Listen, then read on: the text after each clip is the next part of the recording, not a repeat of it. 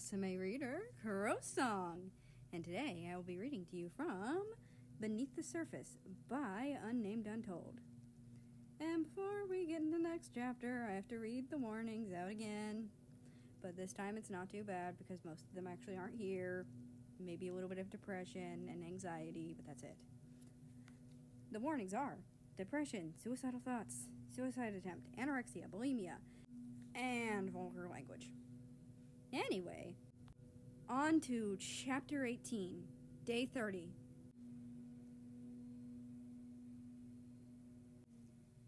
I drove slowly as I could down the highway. Dread sat in my stomach along with despair. We received a text last night saying Ivan had to be at the airport, which one. I had tossed and turned all night long, so much that I had even woken up Ivan a few times. As much as he tried to comfort me and soothe me, my anxiety won over, resulting in me getting little sleep. I glanced at Ivan. He looked just as tired as I was, but he tried to hide it. He wanted to stay strong for me. However, I could tell he didn't want to leave as much as I didn't want him to leave. It wasn't in his facial expression, but rather in his eyes. Alfred, I know you don't want me to go, but I will miss the flight if you do not pick up the speed. That will only cause trouble for us both. The other drivers are getting irritated with you as well, he said gently. Right, sorry, I said, picking up the speed. Frederica, do you want me to drive? He offered for the 19th time. No, I'm fine. We're almost there anyways. I shook my head. It pains me to see you like this, especially because there is nothing I can do about it, he said solemnly. Like what? Upset, in pain, filled with anxiety, scared, he listed. It's just I have gotten you and now you're leaving again. It has never been easy for me to let go of the people I care most about. If I had it my way, you, Maddie, Katyusha, and Natalia would all be in my house, safe and sound forever. I want to keep you all near me so I can protect you, but that's not possible. I don't want you to leave, I sighed, pulling into the airport parking lot. What if I never see you again? Is that what you are afraid of? He asked. People have a bad habit of leaving and promising to return, and then not.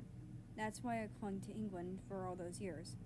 He would leave for months and then come back, if only for a day or two. But everyone else never came back. If I let you go, will you come back? I asked him softly. Of course, Frederica. Not even death will stop me from giving you a final goodbye, he said with all the sincerity he could, looking me in the eyes. Good, I said, giving him a kiss.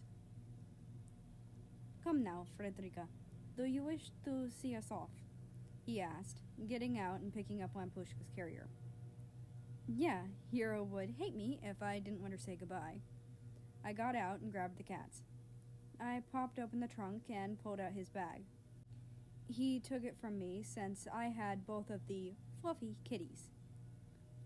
The walk inside was quiet. We got to the luggage place where Lampushka would be placed. Sirs, all pets must be in their carriers, the lady told us, pointing to the two cats and one carrier. This one isn't leaving. She's just saying goodbye, I told her. Okay, just give Arnold the carrier when you're done, she told us before going to help someone else. Ivan put his bag down and helped me put Lampushka in his carrier. When we closed the door, he looked up at us completely heartbroken. He switched between Ivan, me, and finally Hero, before letting out the saddest meow I have ever heard. From my arms, Hero meowed back just as heartbrokenly. I know, you don't want to say goodbye, but you have to, I told them regretfully. I gave Hero a scratch behind the ear. Say goodbye, Hero, but don't worry, you'll see him again soon. She looked at me with big, blue, sad eyes before looking back at him.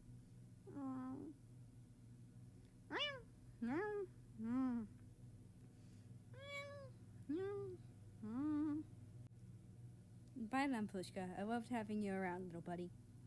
I reached in between the bars and gave him a scratch under the chin. Here, make sure he gets on the safe. I don't want him going somewhere he shouldn't. Ivan smiled at the guy. Sure thing, sir. He stuttered out nervously, gently taking the cat carrier.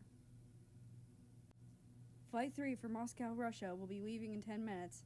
Please make your way to the Flight 3. Now, thank you. That's my flight, Frederica, Ivan said softly. I know. I looked down. Don't say goodbye. Everyone who does never comes back. I won't. So how about they kiss instead?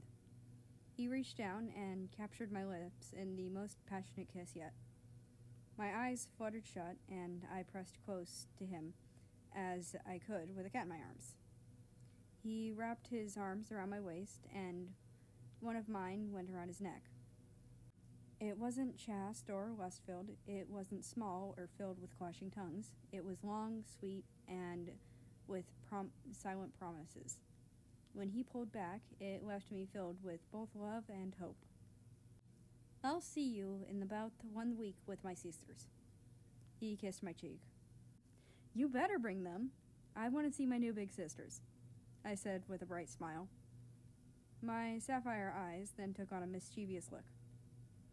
See you later, commie bastard. Capitalistic fig. He grinned, deep amethyst eyes brightening. Then he left. I watched him disappear into the crowd. It took a minute since he was taller than most, but soon he was out of sight. I stood there for a minute before turning around and leaving.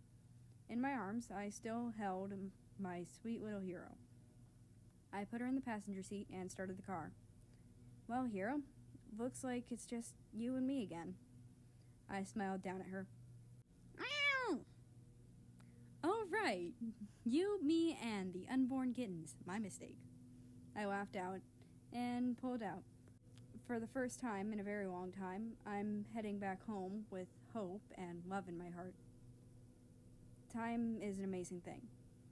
If given enough of it, things will change for better or for worse. They always change whether we want them to or not. 1 month was all that was needed to not completely change my life, but save it as well, to make it even better than I had hoped for. Now, that doesn't mean with more time things won't go back down. There will always be things that we can't predict or control. We can't change the past either when horrible things go wrong. However, things could pick back up. Things could get much better than we ever thought when we're stuck in the dark. That alone is enough to keep us moving forward. 1 month was all I needed to get my life back together. I'm getting help for my depression and anxiety. At last, I got my brother back. I gained a brand new family with 2 new big sisters. And most importantly, I have finally got the love of my life and my best friend back. All it took was 1 month, 1 flight, and the courage to finally let my real feelings show and speak up. When they all come to my house for a week, I wonder what else time will change.